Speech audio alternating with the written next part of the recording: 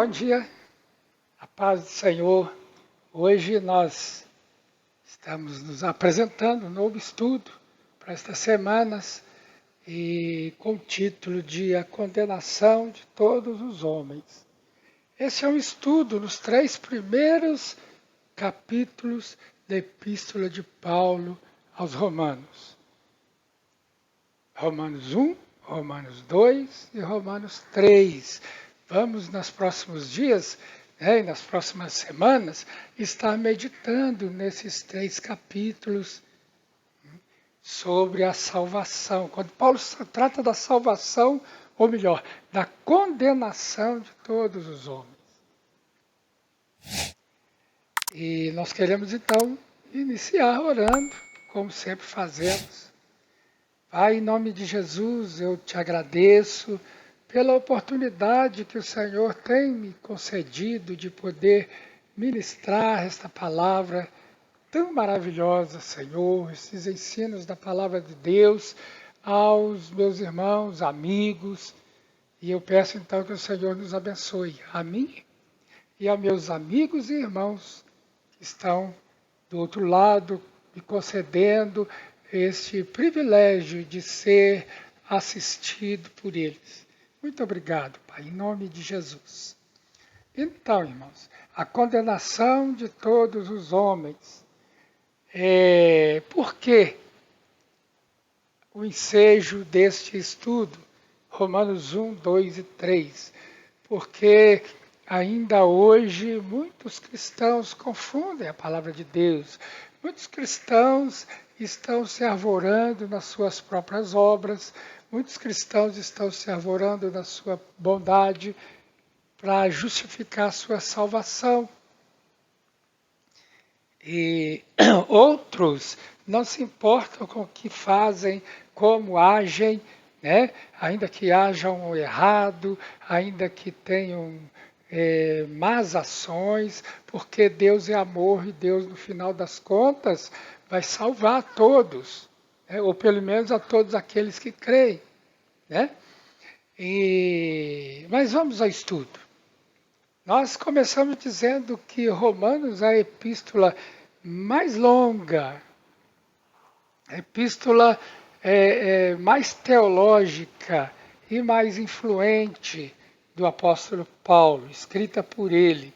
Não há, e dizemos também que não há evidências, irmãos, de que a igreja de Roma, para onde foi endereçada essa carta, foi fundada por Pedro. Não há evidência sobre isso, ou por qualquer outro apóstolo. Mas Paulo estava em Corinto quando escreve aos Romanos.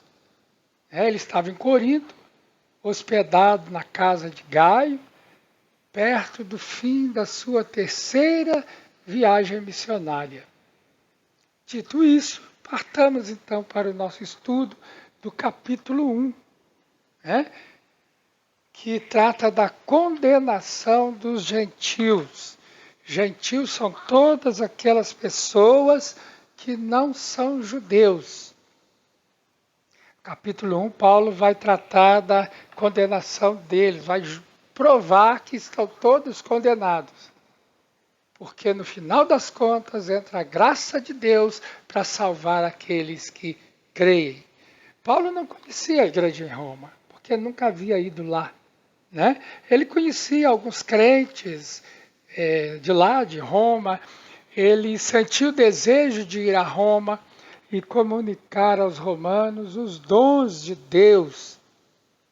Por outro lado, os judaizantes não concordavam que a salvação também era para os gentios. Na cabeça do judeu, a salvação veio para Israel. E os outros povos foram esquecidos por Deus. Assim, aqueles judeus que também se convertiam a Jesus Cristo continuavam com essa crença que a salvação veio para os judeus e os gentios não foram incluídos nela. Então, Paulo escreve essa carta para eles, né, provando a salvação pela fé sem as obras da lei.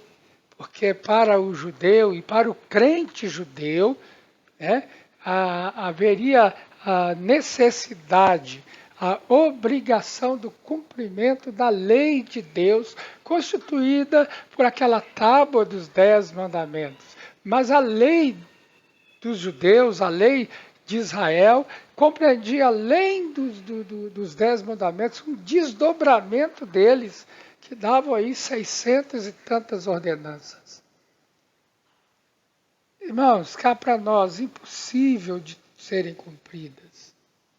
Nem por nós, nem por eles. Então, demonstrando que Jesus é Senhor de todos os homens, né, por causa da sua morte de Cristo na cruz. Foi isso que Paulo demonstra, então, para eles. Que a salvação veio para todos. Jesus é Senhor de todos. Deus não faz acepção de pessoas.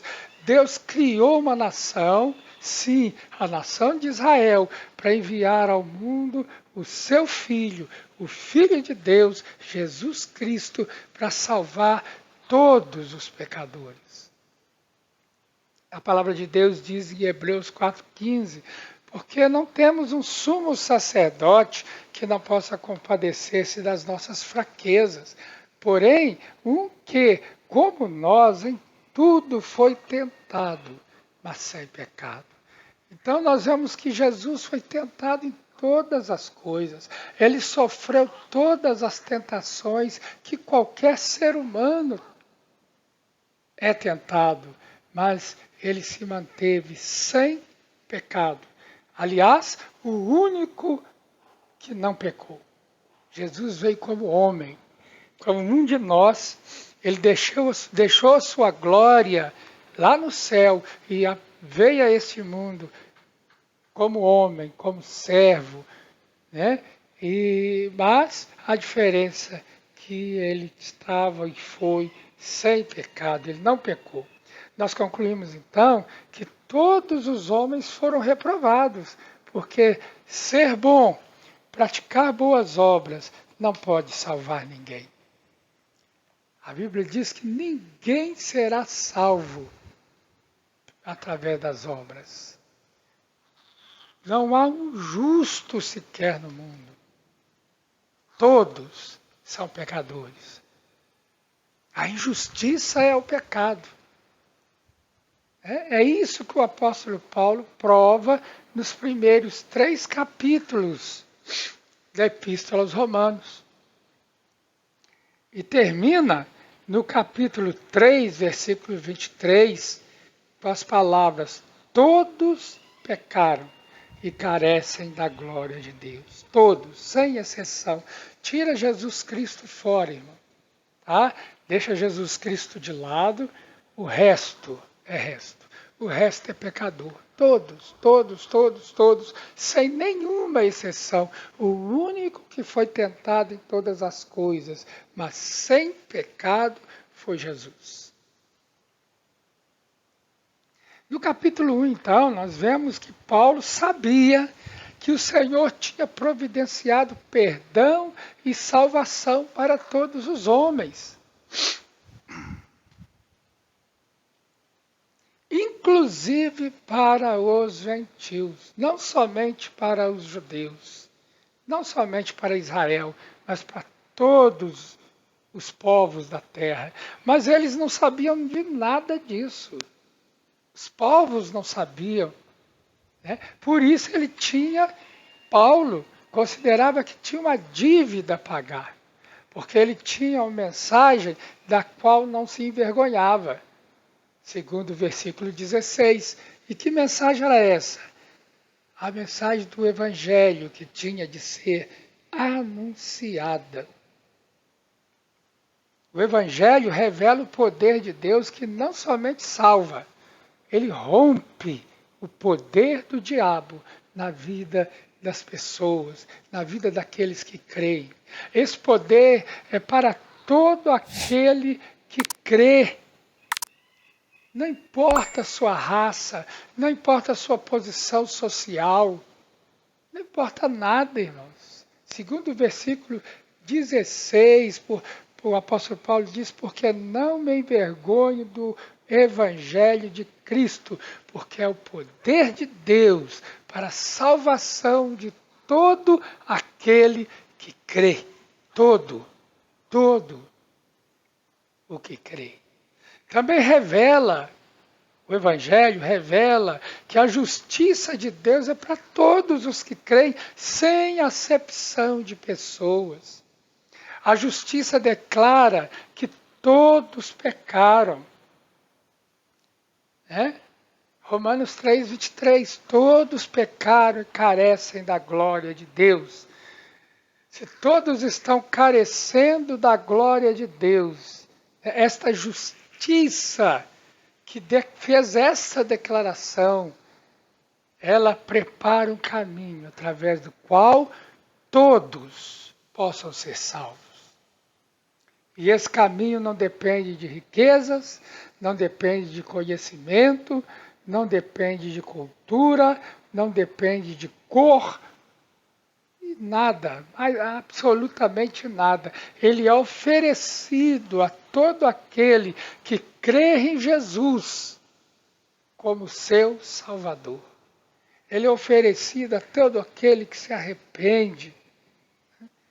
Arrependimento significa isso, é mudar o seu modo de pensar, é dar razão para Deus. Senhor, eu creio, eu reconheço que sou um pecador, que eu estou perdido, eu preciso de um Salvador, eu preciso de Jesus Cristo. Eu creio em Jesus. O justo viverá pela fé, diz a palavra de Deus.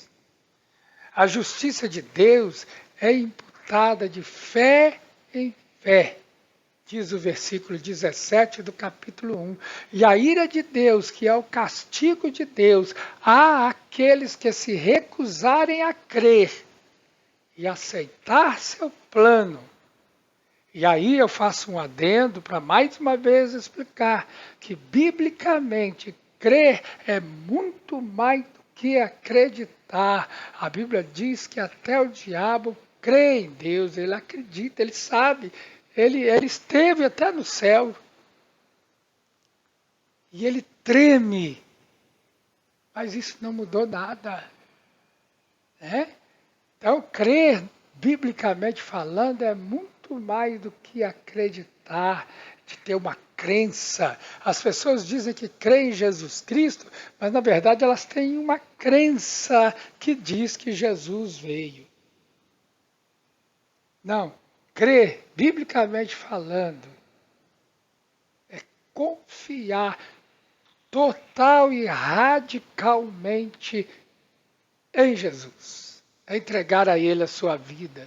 Ele que vai resolver todos os seus assuntos, porque Ele é o seu dono. É crer que Jesus é o seu dono, o seu Salvador.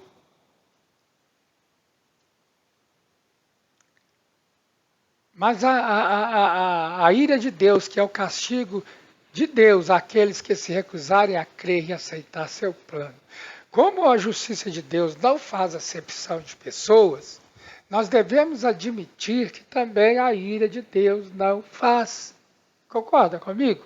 Se a justiça de Deus não faz acepção de pessoas e aceita justos, injustos, pobres e ricos, negros e brancos e por aí afora, nós temos que admitir que, por outro lado, a ira de Deus também não faz acepção de pessoas. Ela virá sobre todos aqueles que não creem, independentemente de quem sejam. Paulo diz que a ira de Deus se revela do céu aos que suprimem a verdade por meio da injustiça. Ou seja, há aqueles que negam a verdade de que Jesus Cristo é o Senhor, é o Salvador, através da sua injustiça, dos seus atos injustos. É o que diz o versículo 18. No versículo 19, Paulo afirma que todos os homens conhecem a verdade, porque Deus manifestou a verdade a todos os homens. Como? Você me pergunta. O versículo 20 vai dizer que os atributos invisíveis de Deus, bondade, benignidade, amor, etc, etc, etc.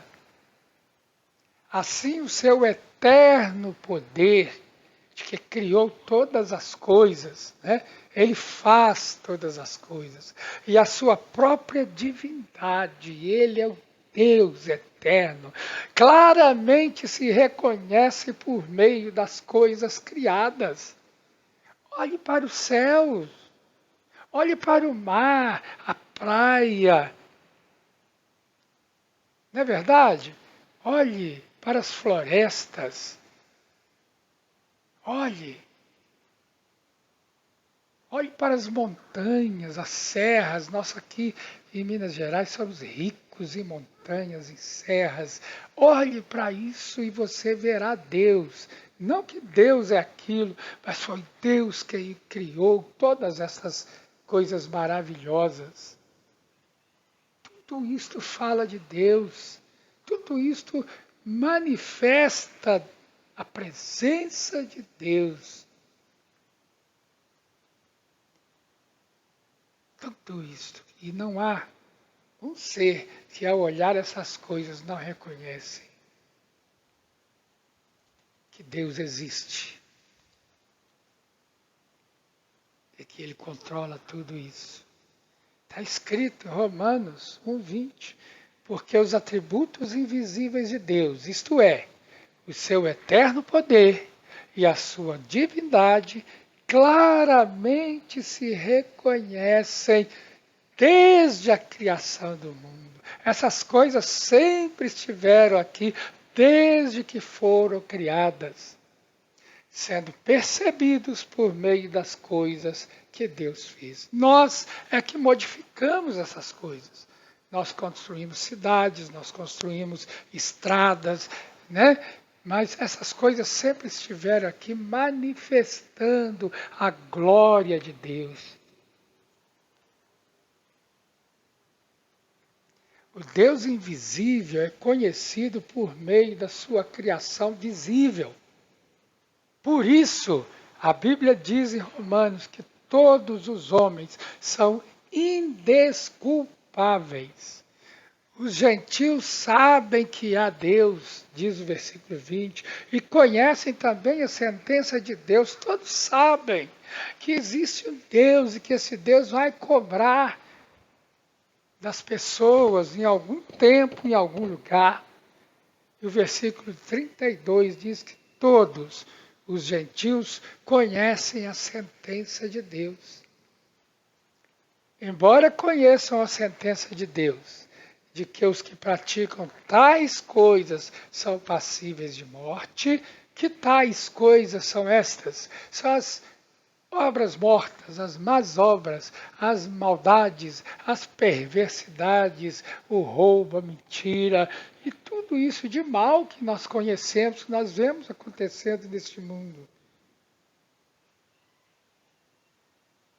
Os que praticam essas coisas, todos sabem que os que praticam essas coisas são passíveis de morte. Eles não somente as fazem e acham graça, mas também aprovam os que as praticam.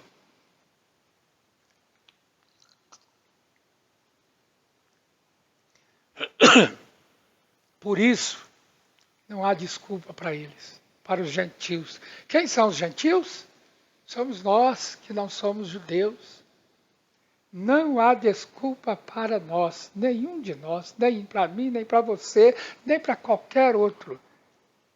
Não há justificativas de falar que não conhece a Deus. Você pode ir em qualquer lugar do mundo e perguntar se eles conhecem a Deus. Todos dizem que conhecem. E grande parte do mundo todos conhecem Jesus, conhecem. Entre aspas. Então não há justificativa, não há desculpa. A Bíblia diz que os gentios mudaram o Deus incorruptível em um Deus corruptível. Por quê? Versículo 23. Porque eles mudaram Deus que é incorruptível, ou seja, que não se corrompe, que Ele é justo, Ele é perfeito, Ele é santo. Vive na luz, aliás, Ele é a luz. Um Deus corruptível, um Deus que aceita suborno, um Deus que aceita o pecado, um Deus que aceita a mentira, o furto, as más ações, o adultério e por aí afora. Mas quando que os gentios mudaram isso? A Bíblia diz que quando se entregaram à idolatria, através da veneração de imagens. Para terminar, trocar a glória do Deus incorruptível por imagens semelhantes ao ser humano corruptível, e às aves, aos quadrúpedes, aos répteis. Você vai ver no mundo todo tanto imagens de pessoas como de aves, de animais, né? E de répteis representando Deus. E também mudaram a verdade de Deus em mentira. Eu quero, irmãos, parar hoje por aqui. Quero ficar por aqui porque senão vai ficar muito grande. Eu prometo que no próximo estudo eu começo daqui, ó. Voltando um pouquinho atrás, eu vou começar daqui. E aí nós vamos continuar a nossa meditação. Amém? Que o Senhor te abençoe, que você tenha uma semana de bênçãos, de paz, de alegria. Que a sua família seja uma família abençoada em nome de Jesus.